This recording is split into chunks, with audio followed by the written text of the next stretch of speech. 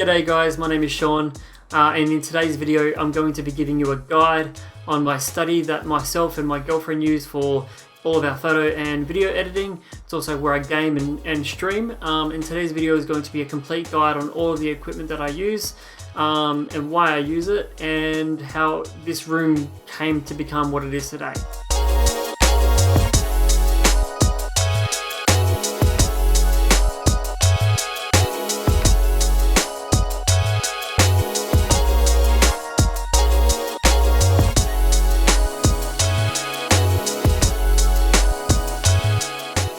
So to begin with, we started with a 27-inch iMac from Apple.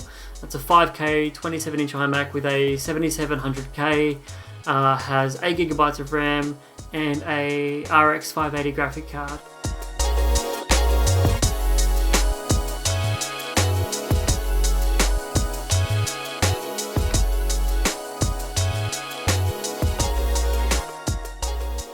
For the PC, we have a mini ITX PC tucked away behind me, also running a 7700K, 16 GB of RAM in that one, and a RX 580 graphic card as well.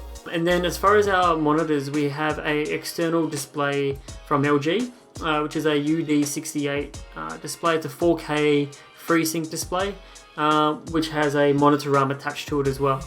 So that display is my primary display for the PC. For when I game or when I'm doing any Windows related work, but when I'm not, we turn on the iMac and we can actually connect to that display using a Thunderbolt to HDMI cable. So we've got a 5K display from Apple connected to a 4K display from LG.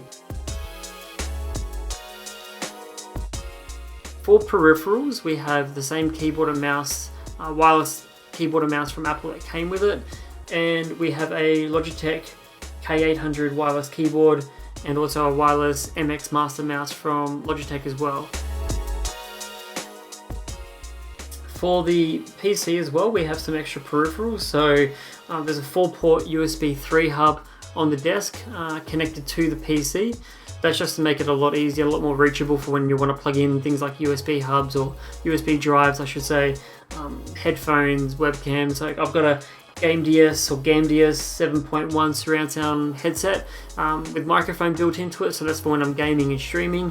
I've also got a 1080p webcam from Microsoft, so that's all connected into that USB hub, as well as actually the USB receiver.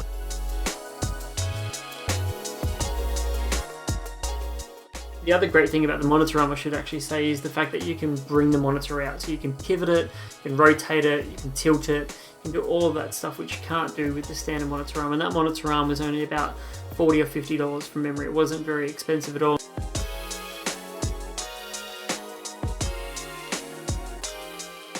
One other mention I should talk about is our NAS. So a NAS is a device, it's also known as network attached storage. So the NAS sits up on a shelf side by side with my PC, and it has two 4TB hard drives in RAID 1.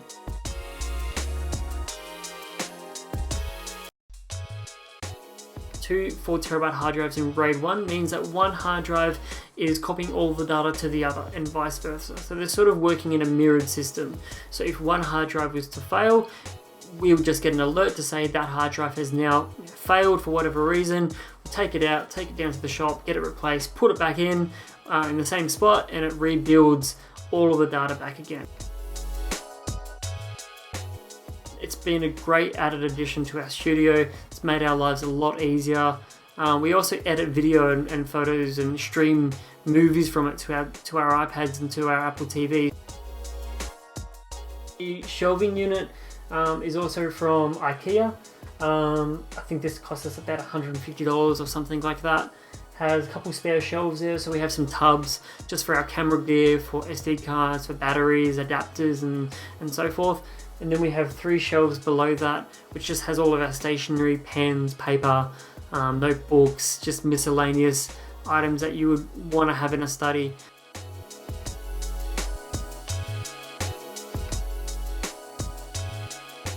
Thanks for watching this one. It's my first video. There'll be more instructional videos like how to connect a second 4K screen to an iMac, how to set up a NAS, how to configure it to back up all of your devices, and how to manage all your data when you're not at home.